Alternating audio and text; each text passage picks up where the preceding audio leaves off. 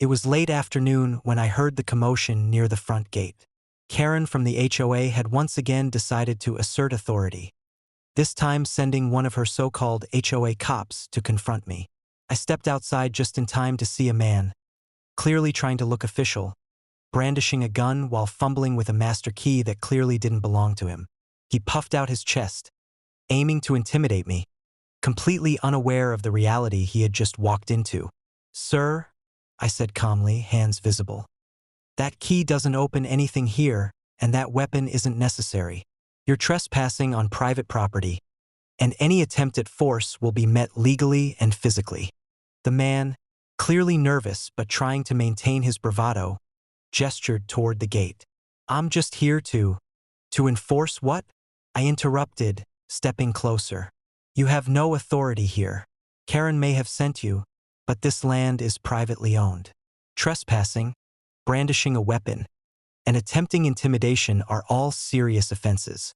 His confidence faltered slightly, and I allowed myself a faint smile. He didn't realize I had anticipated exactly this scenario.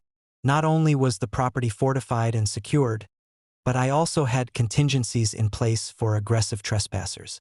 I reached slowly for my side, revealing a standard-issue firearm, but it wasn't for him. It was to signal my security team, already positioned discreetly around the property. The man's eyes widened.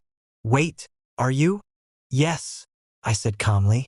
"I'm a Navy SEAL, and while I would prefer not to escalate, any threat here is dealt with immediately and decisively. You're on private property, you're armed, and you're trespassing. Step back or face the consequences." He froze, unsure which threat to respect: the law, my firearm, or the obvious tactical advantage I had over him. Karen's plan had completely backfired. By sending someone to intimidate me, she had put both him and herself at risk. The man's shaking hands fumbled with the useless master key. I can't open anything," he stammered. "You can't," I replied. "And even if you could, it wouldn't change the fact that you are breaking the law. Now leave immediately." Minutes later, the sheriff arrived, already called by my security alerts, and escorted the man off the property. Karen, of course, was nowhere to be seen, probably realizing that her intimidation tactics had failed spectacularly. The HOA had no recourse. The trespasser had been removed, the threat neutralized, and the boundaries of my land had been firmly reinforced. By evening, the ranch was calm. The bulls grazed quietly in the pastures, the lake shimmered in the dying sunlight, and I walked along the perimeter, checking security cameras and fences. Karen's attempt to assert control through intimidation had failed. She had underestimated not only my preparation and authority, but also the natural and tactical defenses I had in place.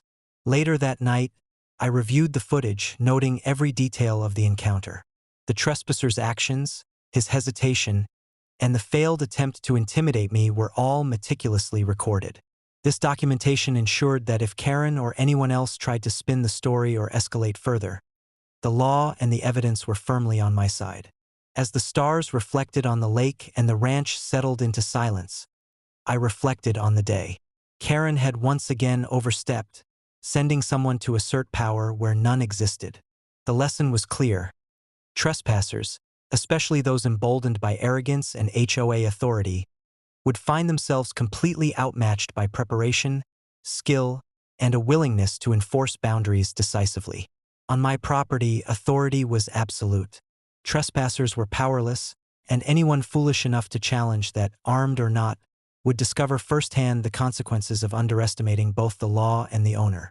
Karen would remember this encounter for a long time, and word of her failure would echo through the neighborhood for even longer.